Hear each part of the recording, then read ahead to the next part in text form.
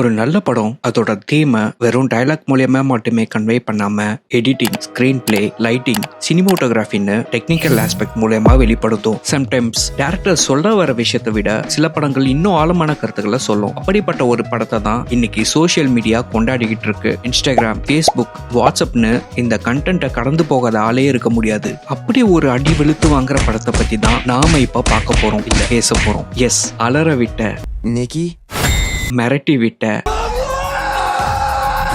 Cute psycho நிக்கிக்கு நம்ம பசங்க reels and status போட்டுட்டு இருக்கிற அப்சஷன்.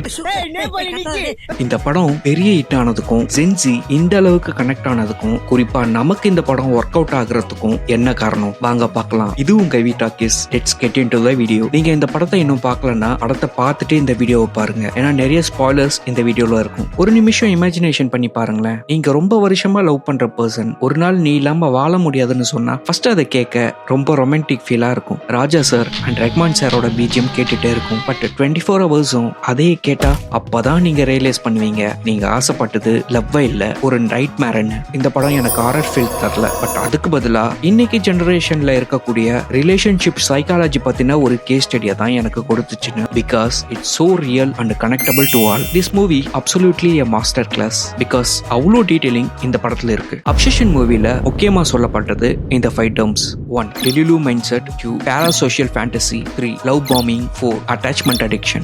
5. obsessive possessiveness. இப்போ இருக்கிற லாங்குவேஜ்ல சொல்லணும்னா டாக்ஸிக் லவ். டெலுலுனா இந்த டெலுலு கிடையாது, டெலிஷனல் லவ். பேர் மைண்ட் செட். நிக்கி என்ன காதலிக்கணும், அவளுக்கு இன்னும் என்னோட லவ் தெரியல. ஜென்சி லாங்குவேஜ்ல இத டெலிலும்பாங்க. ஒருத்தர் நம்மள காதலிக்கலன்னு கிளியர் சிக்னல் கொடுத்தாலும் அவ ஷை டைப், அவ கன்ஃபியூஸ்டா இருக்கா, அவளுக்கு டைம் வேணுங்கிற இமேஜினரி ஸ்டோரியை பில்ட் பண்றது தான் டெலிலு மைண்ட் செட். பேர் கேரக்டர் முழுக்க இதை பேஸ் பண்ணி தான் ரைட்டிங் பண்ணப்பட்டிருக்கு. டேர்ம் 2. parasocial fantasy. இது சோஷியல் மீடியா ஜெனரேஷன்ல காமன். ரஷ் இருக்கிறது தப்பு இல்ல. ஒருத்தரை தெரிஞ்சுக்காமலேயே அவங்கள பத்தின இமேஜினேஷனோட காதலிக்க ஆரம்பிக்கிறது பேரு லவ் இல்ல, அது ஃபேண்டசி. இந்த மூவிய சர்ஃபேஸ் லெவல்ல பார்த்தா சூப்பர் நேச்சுரல் ஹாரர், ஆனா டீப்பா பார்த்தா சோஷியல் மீடியா ஜெனரேஷனுக்கு இது ஒரு வார்னிங் சைன். இன்ஸ்டாகிராம், ஸ்னாப்சாட் ஜெனரேஷன்ல people don't fall in love, they fall in fantasy. ஒருத்தரை ப்ரொஃபைல பார்த்து மைண்ட்ல வெர்ஷன் கிரியேட் பண்ணிக்கிறாங்க. அந்த இமேஜினரி பர்சனை மட்டும் தான் லவ் பண்றாங்களே தவிர ரியல் பர்சனா இல்ல. பேர் அதை தான் ரெப்ரசென்ட் பண்றான். இங்க தான் இந்த மூவியோட ஃபர்ஸ்ட் ட்விஸ்ட். பேர் உண்மையாவே நிக்கிய காதலிச்சானா?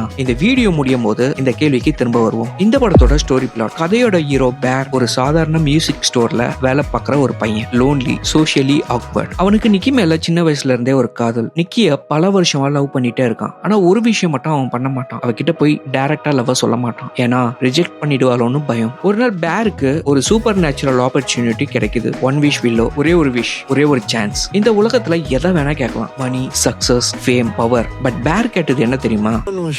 I wish Nikki Freeman loved me more than anyone in the entire world.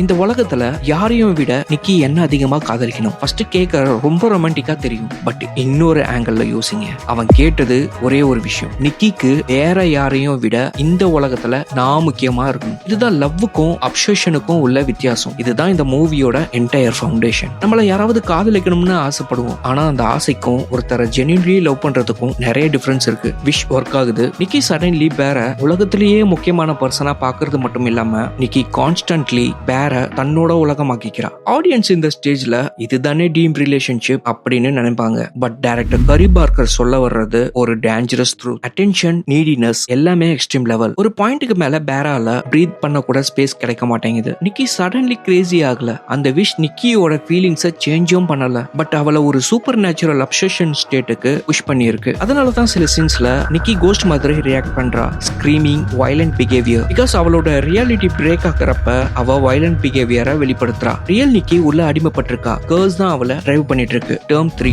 Love bombing. மூவில சூப்பர் நேச்சுரல் ஆங்கிள் இருந்தாலும் சைக்காலஜிக்கல் மீனிங் வேற. அதுக்கு பேர் love bombing. Excess attention, excess attachment. Finally நீ மட்டும் தான். ஹெல்தி லவ்வுக்கு பவுண்டரி இருக்கும், அப்சஷனுக்கு பவுண்டரி இருக்காது. ஃபர்ஸ்ட் கியூட்டா இருந்த அட்டென்ஷன் இப்போ சஃபகேஷனா மாறுது. டேர்ம் 4. Attachment addiction. ரிலேஷன்ஷிப் சைக்காலஜில அதிகமா பேசுற common topic love is equal to addiction. 90s சினிமால பொசசிவ்னஸ் தான் காதல்னு நமக்கெல்லாம் காட்டியிருப்பாங்க. மரத்துல இருந்து ஒரு பூ மேல விழுந்தா கூட அந்த மரத்தை வெட்டிடுவேன். அந்த ஜென்ரேஷன் லவ்வை இன்டென்சிட்டியா பார்த்துச்சு. ஒரு லெட்டருக்காக, ஒரு ஃபோன் கால்காக வெயிட் பண்ணாங்க. இவ்வளவு ஏன், ஒரு பார்வைக்காக நாள் முழுக்க கூட காத்திருந்தாங்க. Waiting itself was love. Term 5 toxic possessiveness. But Gen Z relationship சைக்காலஜில இது ரெட் ஃபிளாக். இன்னைக்கு சிச்சுவேஷன்ல ஒரு ப்ளூ டிக் வந்துட்டு ரிப்ளை வரலன்னா ஆன்சைட்டி, ஸ்டோரி பார்த்துட்டு ரியாக்ட் பண்ணலன்னா ஓவர் திங்கிங், ரீல்ஸை ஷேர் பண்றது தான் லவ் லாங்குவேஜ். இந்த கான்செப்டை தான் ஆர்ஆரா காட்டியிருக்காங்க. பொசசிவ்னஸ் எக்ஸ்ட்ரீமானா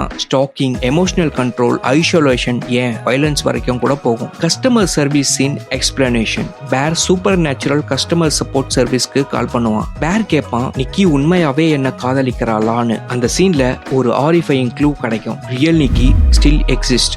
அவன் கூட தான் இருக்கா, பட் அவளுக்கு சாய்ஸ், கண்ட்ரோல் அண்ட் ஃப்ரீடம் பறிக்கப்பட்டிருக்கு. இங்கதான் இந்த மூவி கோஸ்ட் ஸ்டோரியில இருந்து லேயர் மாதிரி சைக்காலஜிக்கல் ஹாரரா மாறுது. ஒரு பர்சனை கொல்றது ஹாரர் இல்ல, ஒரு பர்சனோட ஃப்ரீடமை எடுத்துக்கிறது தான் ரியல் ஹாரர்.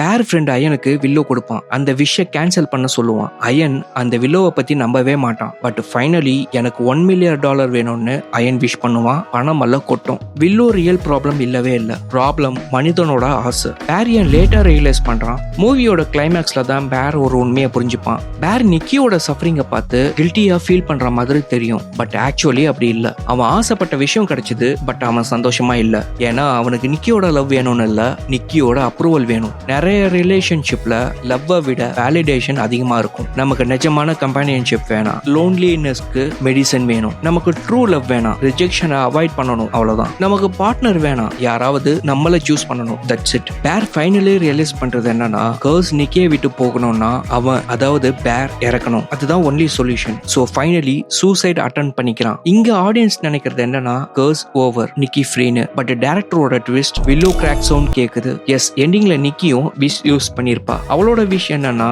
நான் பேரை காதலிக்கிற அளவுக்கு அவனும் என்ன காதலிக்கணும். ஃபர்ஸ்ட் பேர் நிக்கியோட ஃப்ரீடமை எடுத்தான், இப்போ நிக்கி பேரோட ஃப்ரீடமை எடுத்துக்கிட்டா. நிக்கி விக்டிமா வில்லனா?